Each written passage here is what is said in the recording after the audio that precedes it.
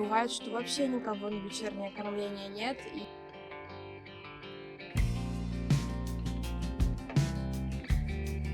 И жизнь наладилась, можно жить дальше. Оказаться на улице или жить в любящей семье? Кажется, своя тарелка. Даже порода не спасает от предательства. Вкусняшка. Домой приходишь, собака тебя встречает, и вроде кажется, ну и ладно, все нормально у меня же есть собака, да? Всем привет, вы на канале Добрый парень. А какой же я добрый парень, если я не снял видео о помощи животным? Сегодня мы это исправим и посетим приют «Право на жизнь». Поможем немного им и расскажем, какой это тяжелый труд. Смотрите это видео до конца, чтобы понять, почему животным нужна наша помощь.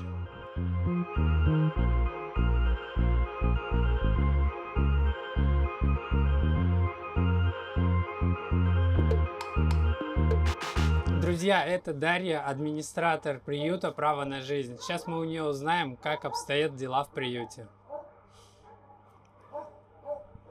Что говорить? Дарья, подскажите нам, как давно существует этот приют? Приют существует с 2016 года. Впервые был открыт пункт передержки на месте бывшей свалки. Свалку рекультивировали, и на этом месте решили основать приют. Сколько у вас сейчас здесь животных? В приюте находится от 460 собак до 500. Где-то так. Около 5000. А в чем нуждается приют? 460-500. Ну, 5000, да. А в чем нуждается приют сейчас? Ну, какие потребности стандартные есть? Вот, приют нуждается всегда в кормах, в сухих, влажных кормах. Также приют нуждается в ветеринарных препаратах, начиная от обычной перекиси хлоргексидина, заканчивая специальными ветеринарными препаратами, обезболивающими. И также нужны ветеринарные препараты в плане противоглистные препараты, потому что мы собак обрабатываем регулярно против паразитов. Пойдемте покажем, наверное, сейчас больных песиков, которые ослаблены. Вот у нас старички здесь лежат. Это у нас Барри. Это у нас Олимп. Оба старички. Барри после инсульта. У Олимпа, наверное, тоже что-то такое было. Вот они лежат в более-менее теплое помещение. Стараемся создать такие максимально нормальные условия. Вот они лежат на подстилочках, чтобы было удобнее. А они как всегда тут будут уже лежать или восстановятся и пойдут, грубо говоря, на улицу? Ну, это старость. Они здесь умрут.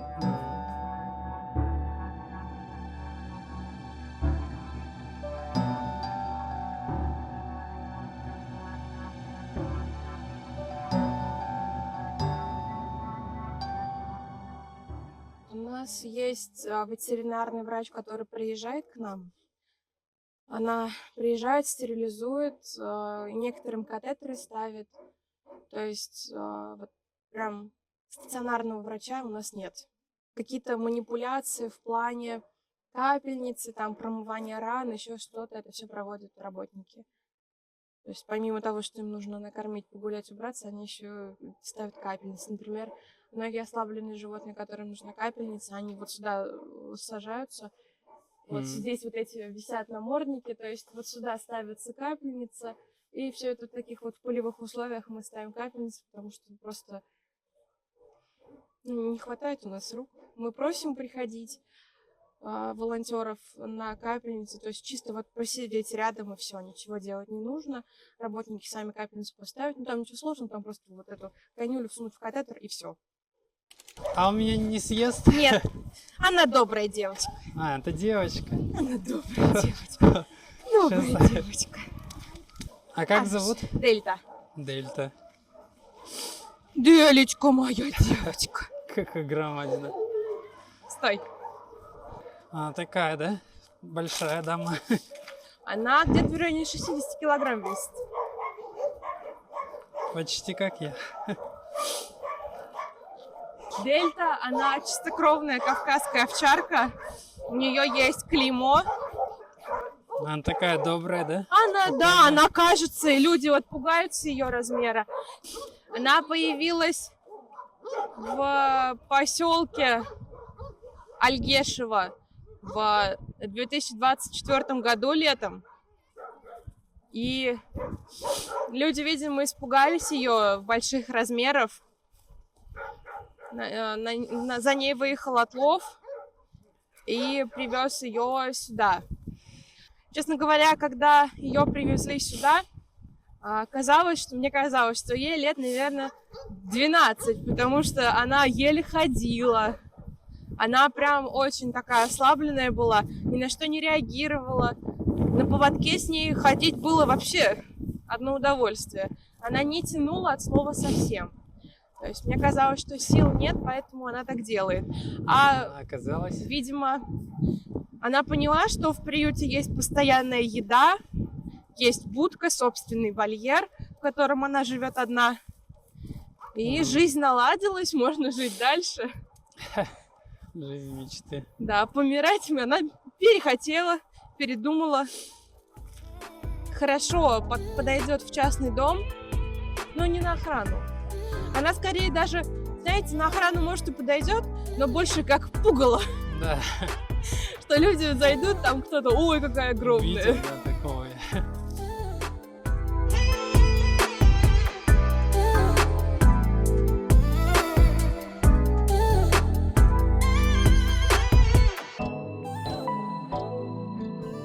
Оказаться на улице или жить в любящей семье.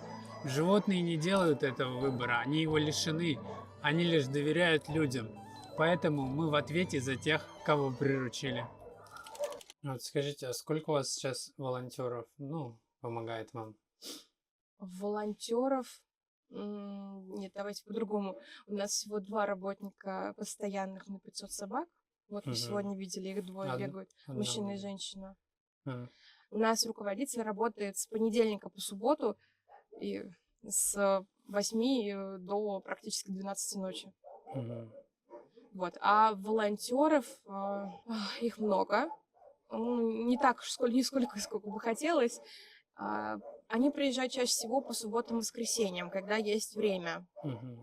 А вот прям по средней неделе приехать, помочь убраться, у нас такое буквально 1-2 человека таких, все. Бывает, что вообще никого на вечернее кормление нет, и приходится 2 человек кормить весь приют. А сколько занимает по времени кормление такого количества собак? Где-то с 5 часов до 7. Утреннее кормление – это сухой корм, это смешивание разных кормов, то есть и педигри, и чаппи, и те корма, которые принесли нам, так скажем, благодетели наши. Вот, то есть утром это сухой корм, вечером это каша с мясом. У нас стоят огромное количество баков, я вам даже их могу показать. Кухня у нас есть, и у каждой собаки своя тарелка. Ее у нас запоминают работники, у кого какая. Несмотря на то, что вроде казалось, что это все 5 одинаковых кастрюль, все равно это у каждого своя, и нужно следить за тем, что кто-то может отнимать еду у других собак. Тогда приходится стоять в вольере над вот этим, у кого отнимают еду, и ждать, пока он поест. Смотреть, если драки происходят в вольере за еду, это абсолютно часто бывает. Даже домашние собаки дерутся за еду, если их много. Пойдемте посмотрим кухню тогда. Пойдемте. Вот так у нас готовится каша. Варится мясо, варится каша. Это разные каши, там смесь всего. Там и рис, и перловка, и пшено, там все есть. У нас каждый день варится свежая каша. Каждый день утром начинается готовка. Сначала мясо варится, потом варится каша. Это все смешивается. Шурочка, уйди. Она ждет мясо. Она знает, что работники, когда приходят на кухню, всегда дают ей мясо. Шурочка! На! Шурочка, возьми. Знаете, быть волонтером – это огромный труд, на который способен не каждый. И этим людям я выражаю огромную благодарность. Вы прекрасные люди.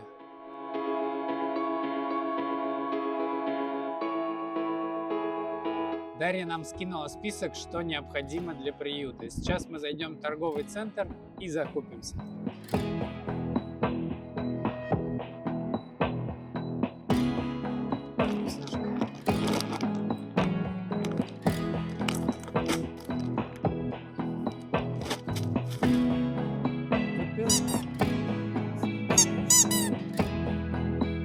Бутылка пива.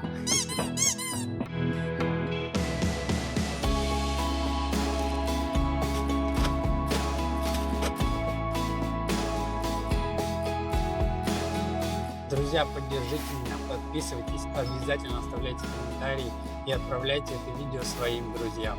С вашей помощью мы сможем делать больше роликов, а значит больше добрых дел. Спасибо вам.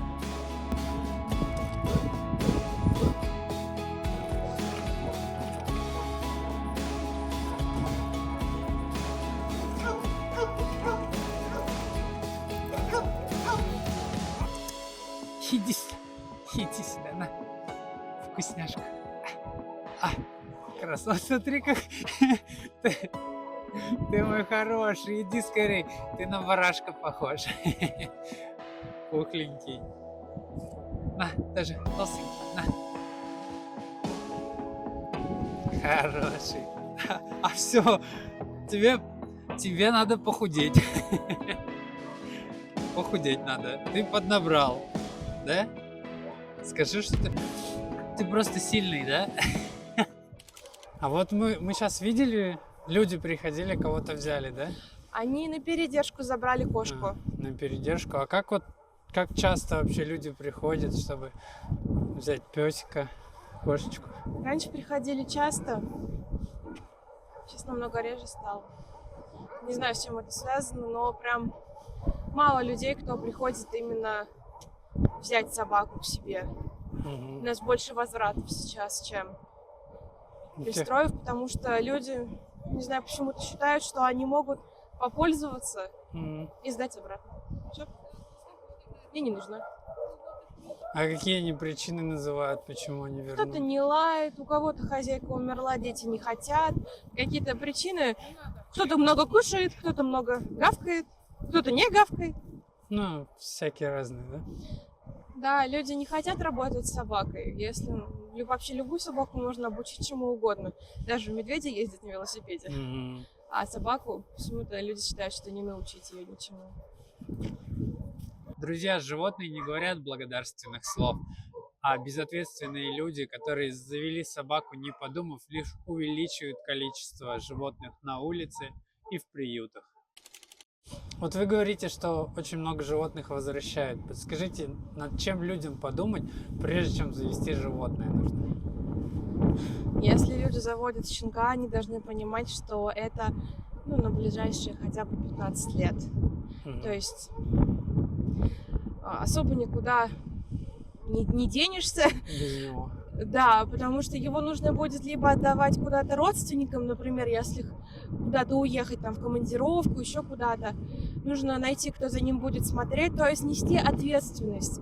Правильно сказали, что, честно говоря, не помню, кто это сказал, что мы в ответе за тех, кого приручили, потому что люди заводят собак, а потом считают нормально, даже спустя огромное количество времени у нас были возвраты, и спустя практически 5-6 лет возвращать собак обратно, тупо из-за того, что там собака не лает, так скажем, не кусает, в дом пускает, и вообще непонятно, нет, это не лакомство, это не лакомство. Вот, Делю кто-то тоже ведь завел, она где-то выросла, породная собака, даже порода не спасает от предательства.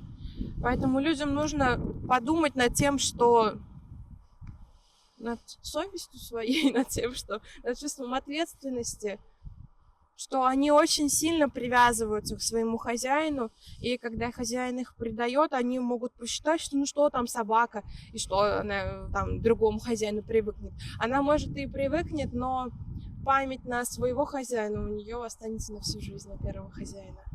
Поэтому они очень скучают, а домашние собаки, когда попадают к нам в приют, они чаще всего заболевают и умирают. Они, вне зависимости от того, что бы мы ни делали, они просто умирают от того, что они скучают. Мгм. А что может дать вот такой четвероногий друг для семьи, у которой нету животного?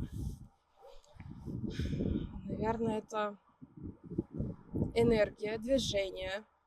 Тебе в любую погоду надо встать и идти гулять. На улице снег, ураган, дождь, вообще плевать. Собаке надо гулять. То есть это постоянное движение, а движение — это жизнь. 100%. Что еще? Это огромное количество эмоций, весь спектр эмоций, которые можно испытать. Потому что если заводишь собаку, это какие-то первые шаги на доверие, особенно взрослую собаку, когда собака начинает уже доверять, первые встречи, скучает, то есть из дома уходишь, собака скучает, она радуется, и ты домой вроде приходишь после работы уставший до невозможности, ну вот вообще уже хочется все бросить и сказать: да пошли вы все далеко и надолго.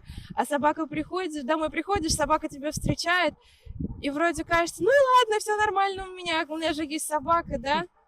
Ну и, наверное, единственный минус, который собаки дают, это когда они умирают.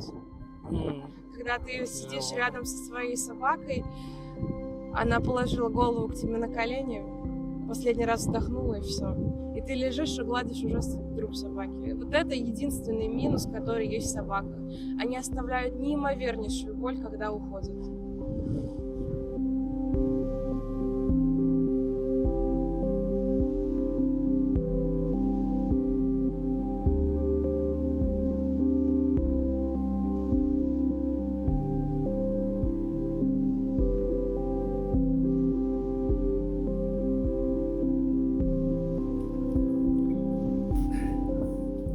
Друзья, если вы проживаете в Чувашии, то приходите в приют «Право на жизнь». Вы можете взять себе животного, либо, если у вас просто есть свободное время, можете хотя бы выгулять, тем самым помочь приюту.